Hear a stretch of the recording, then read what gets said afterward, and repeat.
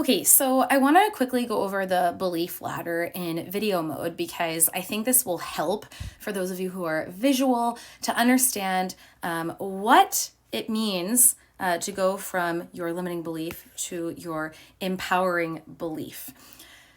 First, what you want to do is make sure that you read through the blog post, part 2 of the 100K roadmap, so you can understand how to, discover what a limiting belief is.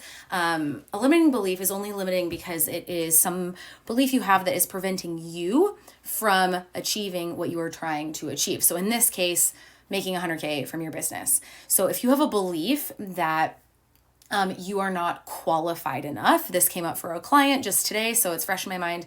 You need more qualifications or certification to do your work. How likely do you think it is that you're going to take the actions you need to take in order to sell your service and sell your work? You don't believe you're qualified to charge money, so the chance is pretty much zero.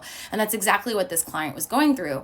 She was struggling to implement the sales strategies and actions that we've been recommending, which always tells me that there is a belief at play there. This client was obviously like way ahead of the game as happens, and she had already realized that and was like, I think there's some beliefs here, and that was one that came up. And as she was talking, one of the things she said was, in the US you need certification, and there was this she was implying that you need certification to do anything. And so as you can see here, the limiting belief is always true. And what it really is saying here is all the time for everyone in every scenario. Okay, so when you say like in the US you need certification, technically, factually, legally, she does not need a certification for the work that she does. And so that you can say all day, like your belief is factually untrue, but remember, to your brain, a belief is a fact.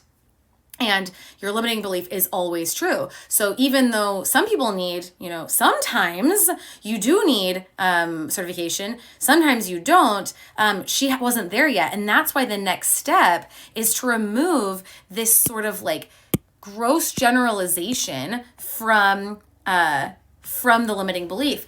How can we see that this is not true all the time for everyone or even for me in every scenario, in every situation, in every example? So what we do then is we come up with examples of when this belief is not true. And here we're finding evidence that it's not true. I also say we're poking holes in the belief. So we're seeing like, okay, it's not true all the time that you have to have certification in the US for what you do.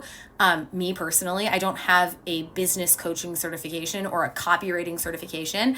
And so we started to come up with examples of people who don't have certification. And so, applying to other people, right? I even asked all of our clients who here is in the US and doesn't have a specific certification for what they do. Tons and tons and tons of people, right? Even then, okay, we have a lot of clients in Canada who said yes. We have clients in other countries who are like, I don't have certification, right? And so we're finding examples. And then I turned it on the client herself. Is there anytime you've ever made money doing something that you didn't have certification to do? So what we're doing is we're just finding evidence that this belief isn't true all the time, okay? I forgot to mention what I recommended her empowering belief would be. So let me just jot that down really quickly. The empowering belief is often the opposite, but we don't just want to create a negative version of the limiting belief, okay? So if the limiting belief is, I need certification to charge money, then the opposite isn't I don't need certification, because we never want to use a negative. We always want to use an affirmative. And the truth is that it's not true that like no one needs certification. And again, her limiting belief was in the US, you need certification. So it's not true that no one needs certification. There are jobs, lawyers, doctors, nurses, etc., that do require licensing and certification. But her limiting belief, or her empowering belief that I recommended was, and I wrote it down here. Here we go. I am perfectly, of course, making some errors here, perfectly qualified to charge what I charge. Okay, for my signature service is kind of the end of it for her. Okay, so first we poke holes in the limiting belief. Then we want to poke as many holes as possible. The more, the better. The more examples you come up with that this isn't true all the time, the more that you're going to release yourself from the grasp of that belief that factually isn't true, but you need to see the evidence. And so we find counterexamples for other people, we find counterexamples for yourself. And the more examples you can find, the closer to the belief. So examples of people, in this case, in this client specific industry or niche.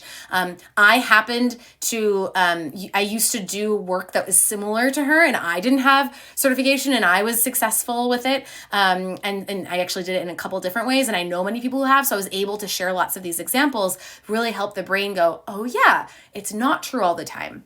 So now we're sort of opening ourselves up to the fact that, okay, this belief isn't true all the time, and that creates space for us to start to find evidence that our empowering belief is sometimes true. Okay, so we're going from, this gross generalization all the time, superlative kind of thing here to like, okay, sometimes, not always, gray area, and then maybe sometimes not always gray area here until we move into the, okay, my empowering belief is true all the time.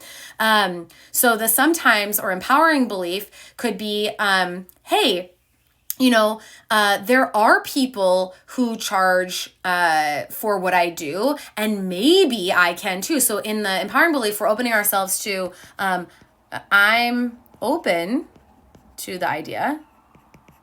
Okay. We are looking for examples of, so for in this client, she had already worked with clients who got results. So she already has worked with clients charging for her work and has gotten results. So some people are willing to pay me despite the fact that I don't have certification. So these are all kind of things that are building us, climbing the ladder to the empowering belief. And the more evidence we find that I am capable of charging money for this belief, maybe I'm not comfortable at my price point yet, but I'm getting there, right? The more we sort of build that, the closer we get to this belief being always true. And one day, and this is what I told our client, one day it is going to blow your mind that you used to believe this. One day. You'll remember it. But it will just, you will be like, why? It's so wild. It's so hard to believe that I used to believe that. And so you'll be working on new limiting beliefs, etc. But it's so good to do this exercise because, again, it gives you the control over the more that you come up with examples here and the more that you come up with examples here, the faster that this belief is going to become the new belief. So just make sure you download the belief ladder worksheet. And I totally realize that I'm currently using the one that has this typo here, so I apologize. But you know what? We'll get over it, and progress, not perfection. And like, I'd love for you to work through one of your limiting beliefs, and please send me a DM at Courtney Shaw on Instagram. I would love to know if you get stuck anywhere doing this exercise, what questions you have, any ahas that you have, anything that comes up, please do not hesitate. I would love to chat with you. Also, we have someone on my team, Heidi, who would be so happy to chat with you, who's one of our coaches inside of EA for 100K. And yeah, make sure you get the worksheet, read the blog post, and finally, definitely send us a little message to let me know how this exercise goes for you.